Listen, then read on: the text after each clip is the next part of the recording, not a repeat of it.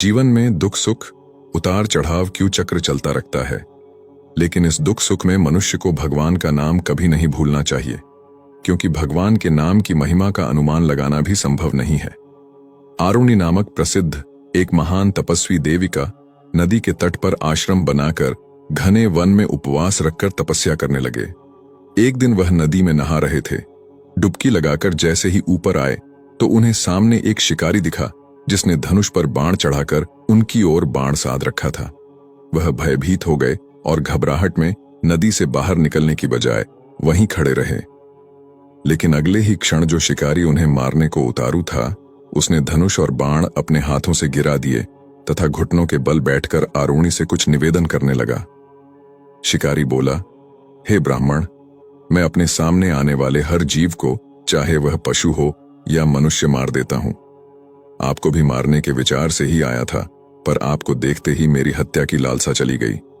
मुझे अपने पापों का बोध हो रहा है। मेरा जीवन सदा पाप में बीता है।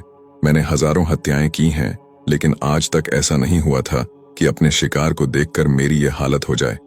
आरुणि के मुख से कोई शब्द नहीं निकला। वह अचरज के साथ शिकारी को देखते रहे।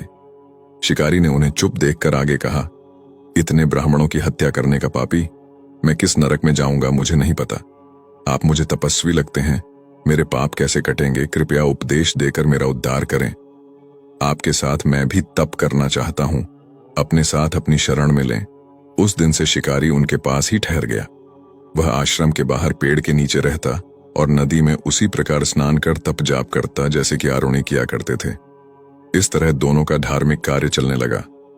कुछ दिन बीत गए। एक दिन की बात है, आरुणि स्नान करने नदी में गए ही थे कि उधर कोई भूखा बाघ आ निकला।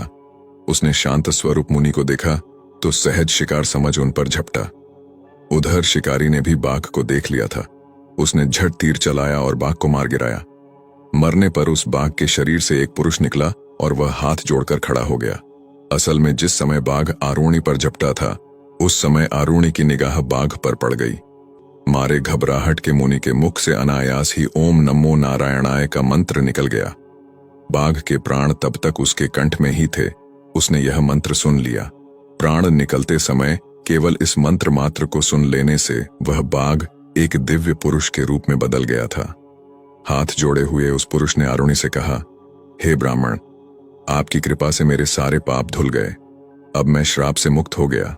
अब तो मैं वहां चला जहां भगवान विष्णु विराजमान हैं। आरुणि ने उस पुरुष से कहा, तनिक रुको नरश्रेष्ठ, तुम कौन हो? तुम बाघ से मनुष्य कैसे बन गए? मेरे इस प्रश्न का उत्तर देने के बाद तुम जहां चाहे जा सकते हो।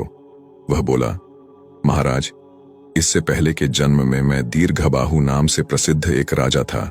वेद, वेदांग और बहुत से धर्म ग्रंथ मैंने कंठस्थ कर लिए थे। इस घमंड में वेद पाठी ब्राह्मणों का मैं खूब अपमान किया करता था। मेरे इस व्यवहार से सभी ब्राह्मण बहुत नाराज हो गए। एक बार ब्राह्मणों ने मिलकर मुझे श्राप दे दिया कि तू सबका इतनी निर्दयता से अपमान करता है, इसलिए जा तू निर्दयी बाघ बनेगा। हे मूर्ख, तूने बहुत कुछ पढ़ लिया है, तू सब कुछ भूल जा। अब तो नारायण का नाम मृत्यु के समय ही तेरे कानों में पड़ेगा। श्राप सुनकर मैं उनके पैरों में गिर गया। मेरे बहुत गिड़गिड़ाने पर वे पसीजे और मेरे उद्धार की बात बताई। उन्होंने कहा, हर छठे दिन जो कोई भी तुम्हें दोपहर में मिले वही तुम्हारा आहार होगा। शिकार करते समय जब तुम किसी आरक्षी पर हमला करेगा और उसके मुंह से ओम नमो नारायणाय का मंत्र तेरे कानों में पड़ेगा, तब मुक्ति मिल जाएगी। ब्राह्मणों का कहा आज यह सत्य हो गया।